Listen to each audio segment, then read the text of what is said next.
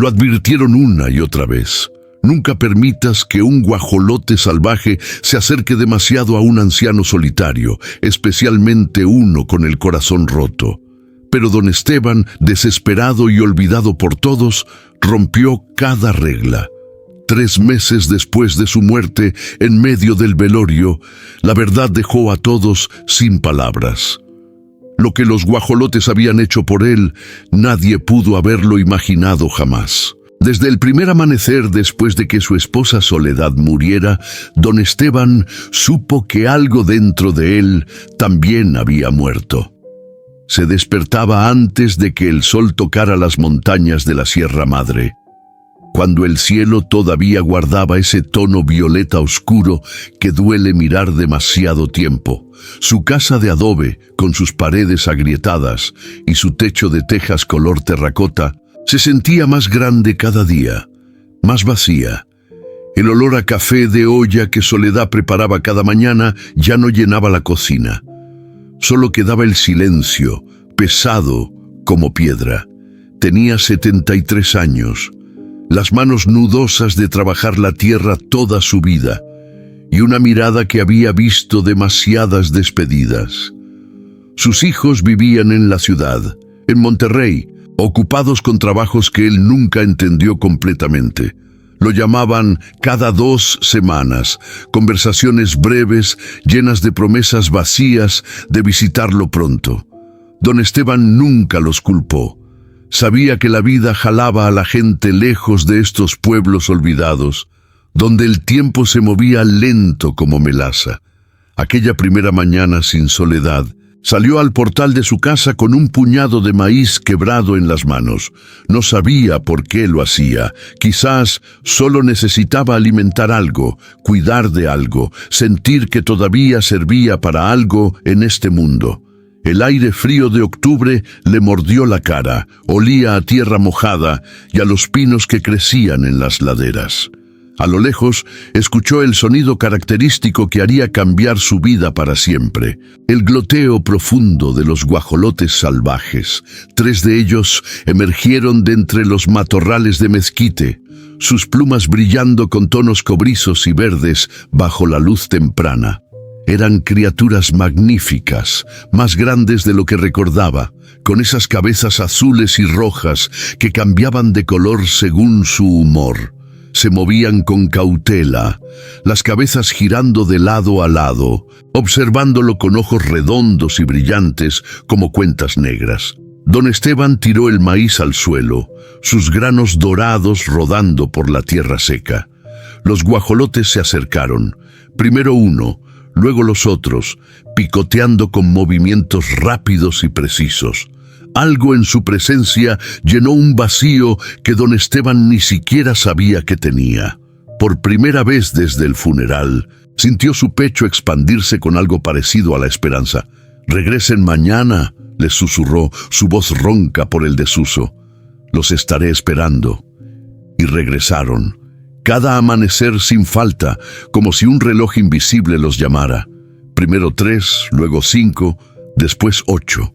Don Esteban comenzó a comprar costales de maíz en la tienda de don Refugio, quien lo miraba con una mezcla de curiosidad y preocupación. «¿Para qué tanto maíz, compadre?», preguntó don Refugio, pesando el 3er costal del mes. «No tienes gallinas. Es para los guajolotes», respondió don Esteban simplemente, contando las monedas con dedos temblorosos. Don Refugio frunció el ceño, arrugando su rostro curtido por el sol. «Los guajolotes salvajes no son mascotas, Esteban. Son animales del monte. Pueden ser peligrosos». Pero don Esteban no escuchaba ya. Cargó el costal sobre su hombro encorvado y caminó de regreso a su casa, sus guaraches levantando pequeñas nubes de polvo en el camino de tierra. Las semanas pasaron y la rutina se volvió sagrada. Don Esteban se despertaba a las 5 de la mañana, cuando las estrellas todavía punteaban el cielo. Se ponía su sombrero de palma desgastado, se envolvía en su zarape de lana gruesa y salía al portal. Los guajolotes ya estaban allí, esperando en semicírculo. sus siluetas oscuras contra el horizonte que comenzaba a clarear. Había algo casi ceremonial en la forma en que lo esperaban, pacientes en silencio, como feligreses antes de misa.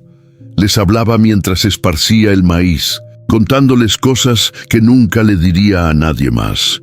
Les hablaba de soledad, de cómo hacía tortillas tan perfectas que parecían lunas llenas, de cómo cantaba mientras barría el patio, de cómo su risa sonaba como campanitas de plata. Les contaba sobre sus hijos, sobre la soledad que crecía dentro de él como hierba mala, sobre las noches en que despertaba alcanzando el lado vacío de la cama. Los guajolotes escuchaban, o al menos así lo sentía don Esteban. El macho más grande, al que había empezado a llamar Pancho, se acercaba más que los demás, inclinando la cabeza como si realmente entendiera. Sus plumas del pecho se inflaban cuando don Esteban hablaba y emitía suaves gloteos que sonaban casi como respuestas. Doña Luz, la vecina que vivía 3 casas más abajo, fue la primera en notar el comportamiento extraño. Una mañana, mientras regaba sus geranios, vio la escena. Don Esteban sentado en su silla de mimbre, rodeado de guajolotes, murmurando palabras que no podía distinguir. Los pájaros lo rodeaban como si fuera su líder. Algunos incluso se habían acercado lo suficiente como para que él los tocara. «Dios santo», susurró doña Luz, la manguera temblando en sus manos. Esa tarde fue directamente a la casa de don Memo, el sobrino de don Esteban que todavía vivía en el pueblo. Don Memo llegó al día siguiente, su camioneta levantando una nube de polvo al frenar bruscamente frente a la casa de adobe. Era un hombre robusto, con bigote grueso y una forma de hablar directa que no dejaba espacio para discusiones. «Tío», dijo sin preámbulos, empujando la puerta de malla que chirriaba, «necesitamos hablar». Don Esteban estaba sentado a la mesa comiendo frijoles refritos con tortillas. Levantó la vista lentamente, sus ojos cansados pero serenos. «¿Sobre qué, mijo?» «Sobre los guajolotes, tío. Todo el pueblo está hablando. Dicen que estás perdiendo la cabeza, que pasas todo el día con esas aves como si fueran tu familia». Don Memo se quitó el sombrero, retorciéndolo entre sus manos. «Es preocupante». Don Esteban masticó lentamente, tragó y tomó un sorbo de agua de su jarro de barro. ¿Y qué tiene de malo alimentar a unos animales? No es solo alimentarlos, tío. Doña Luz dice que les hablas, que te sientas con ellos por horas, que actúas como si... Don Memo buscó las palabras correctas, como si fueran personas. «Ellos me escuchan mejor que las personas», respondió don Esteban tranquilamente. Don Memo suspiró, tirándose en la silla frente a su tío. «Tío, sé que has estado solo desde que falleció tía Soledad, sé que es difícil, pero esto no es sano. Los guajolotes salvajes pueden ser peligrosos, pueden atacarte y además...» Hizo una pausa incómoda. «La gente piensa que ya no estás bien de la cabeza. Y te importa más lo que piense la gente que cómo me siento yo». La pregunta quedó flotando en el aire como humo. Don Memo no tenía respuesta. Los días se convirtieron en semanas y las semanas en meses. El invierno llegó temprano ese año, cubriendo las montañas con una capa de nieve que brillaba bajo el sol. Don Esteban seguía saliendo cada amanecer, ahora con su zarape más grueso y una cobija extra para las piernas. Los guajolotes también venían, sin importar el frío, sin importar la lluvia, sin importar nada. Algo había cambiado en don Esteban. Sus vecinos lo notaron. Su espalda parecía un poco menos encorvada. Sus ojos tenían un brillo que había desaparecido después de la muerte de Soledad. Sonreía más, aunque solo cuando estaba con sus guajolotes. Había encontrado un propósito, por extraño que pareciera a los demás. Pero la salud de don Esteban era más frágil de lo que él admitía.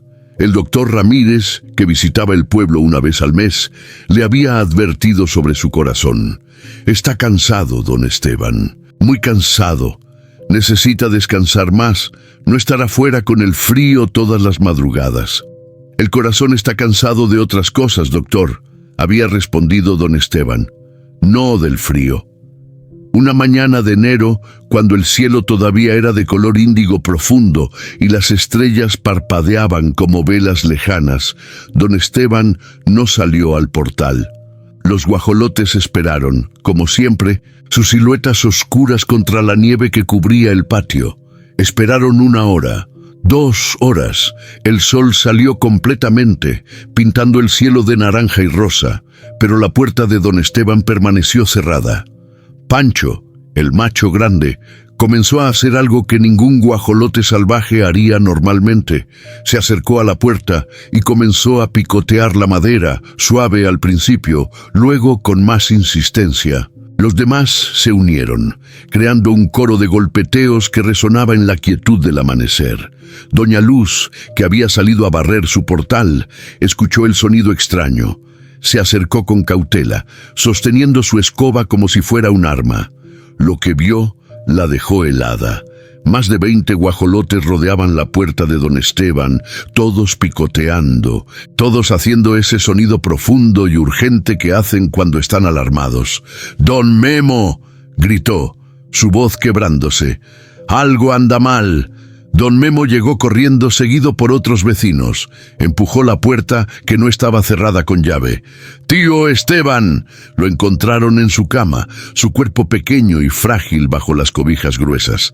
Su rostro estaba sereno, casi sonriente. Había muerto en paz, en algún momento de la noche, su corazón cansado finalmente descansando. Don Memo salió de la casa con lágrimas rodando por sus mejillas. Los guajolotes se habían dispersado un poco, pero seguían allí, observando.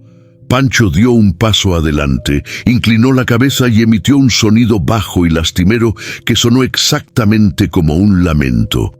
«Lo sabían», susurró doña Luz, persignándose. Ellos lo sabían.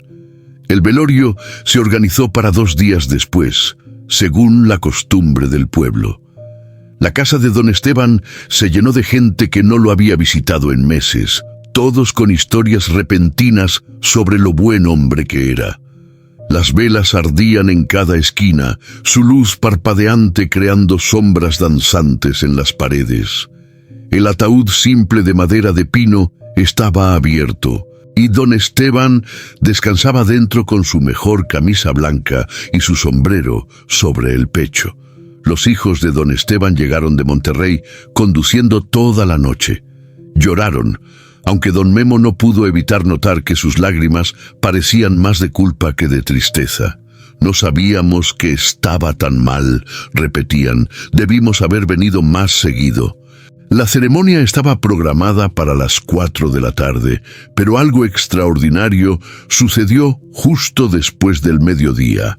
Doña Luz fue la primera en escucharlo, un sonido bajo y constante, como un trueno distante. Salió de la casa y miró hacia el cielo. Lo que vio la hizo caer de rodillas. El cielo se había oscurecido, no con nubes, sino con aves. Cientos, quizás miles de guajolotes volaban en formación, todos convergiendo hacia el pueblo. Venían de las montañas, de los valles, de lugares que nadie sabía que estos animales habitaban. El sonido de sus alas era ensordecedor, un batir rítmico que hacía vibrar el aire. «¡Vengan a ver!», gritó doña Luz. «¡Vengan todos!».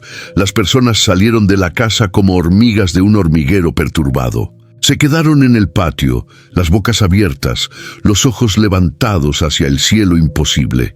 Los guajolotes comenzaron a descender, aterrizando en cada superficie disponible. El techo de la casa, los árboles, las cercas, el suelo. Cubrieron todo con un mar de plumas cobrizas y doradas. Pancho fue el último en aterrizar, posándose directamente frente a la puerta principal. Sus plumas estaban completamente infladas, su cabeza alta, sus ojos brillantes, fijos en la entrada donde yacía el cuerpo de don Esteban. «Esto es una señal», murmuró el padre Miguel, el sacerdote del pueblo, que había llegado para oficiar el funeral. Su voz temblaba con algo entre miedo y asombro. Una señal de Dios. Don Memo no podía hablar. Miraba a Pancho, y el ave lo miraba a él, y en esos ojos redondos y oscuros vio algo que lo hizo temblar. Reconocimiento, comprensión, dolor. Los guajolotes permanecieron allí durante toda la ceremonia.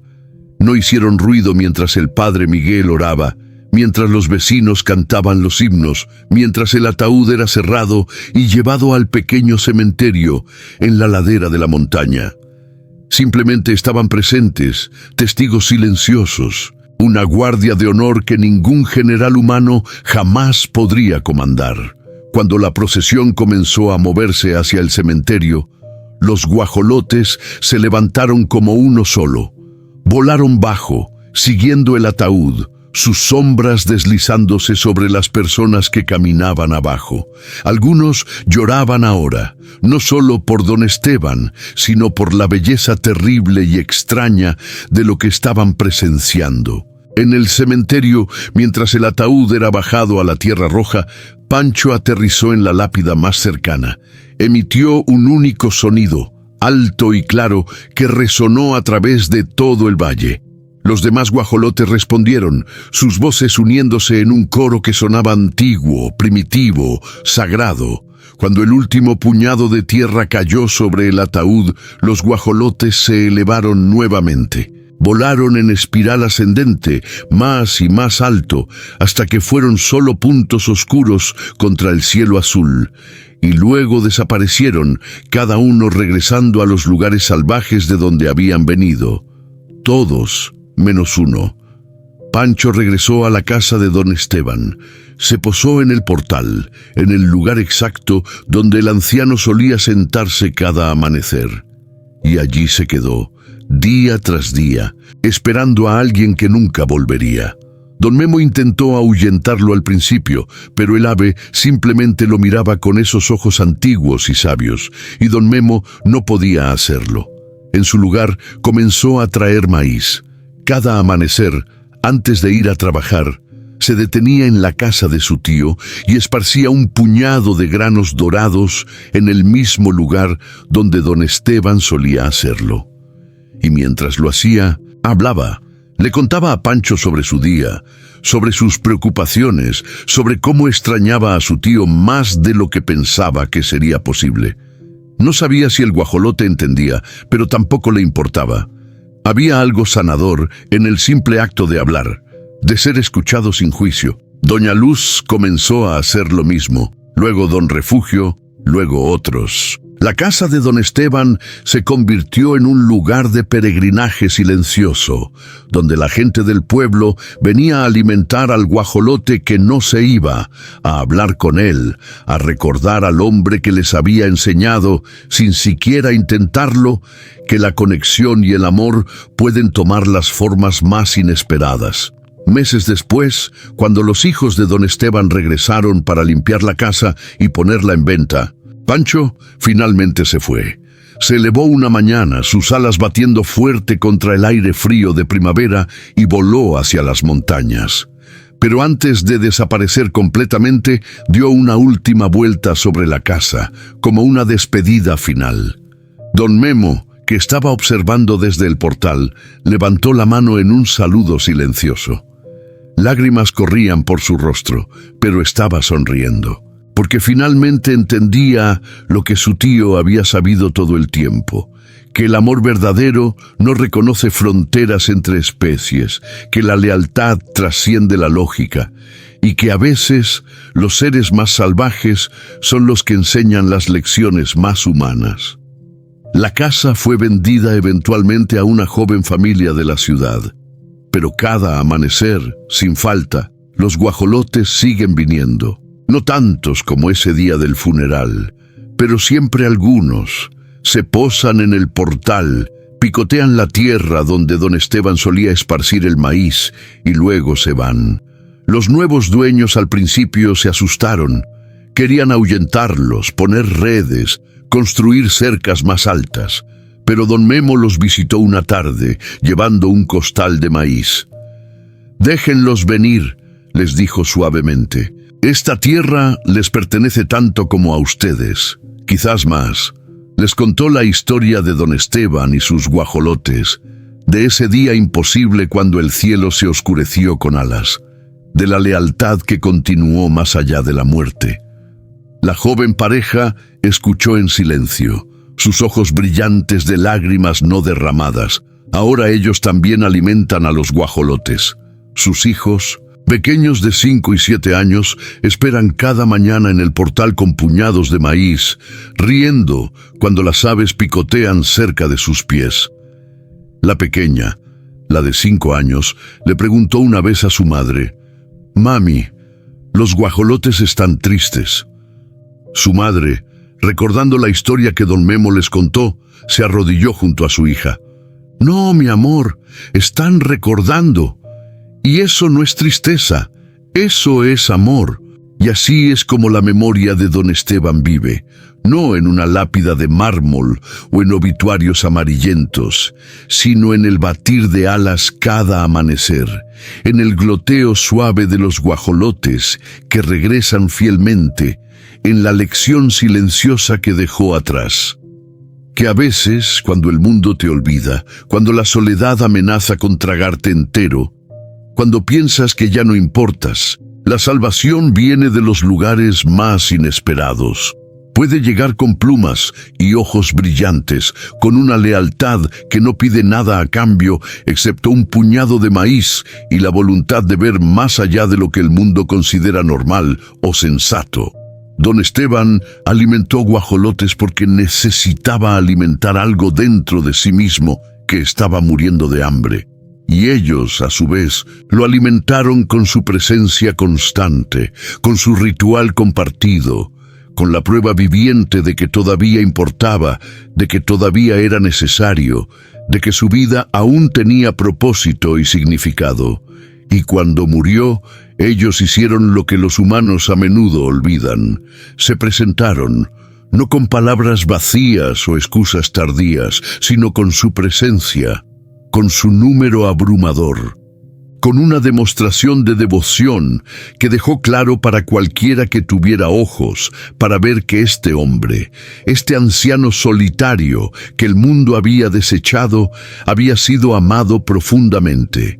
El amor que don Esteban sembró cada amanecer con sus puñados de maíz regresó multiplicado 1000 veces, llenando el cielo con alas, transformando su funeral en algo que ningún rey o presidente jamás podría esperar, porque el amor verdadero no se mide en riqueza o estatus, sino en presencia, en lealtad, en regresar una y otra vez, incluso cuando nadie más lo hace. Y esa es una lección que el pequeño pueblo aprendió, grabada no en libros, sino en el cielo mismo, recordada no con palabras, sino con el sonido de alas batiendo contra el amanecer, celebrada no con monumentos, sino con puñados de maíz dorado esparcidos en la tierra roja, donde un anciano sabio una vez se sentó y encontró familia en lo salvaje.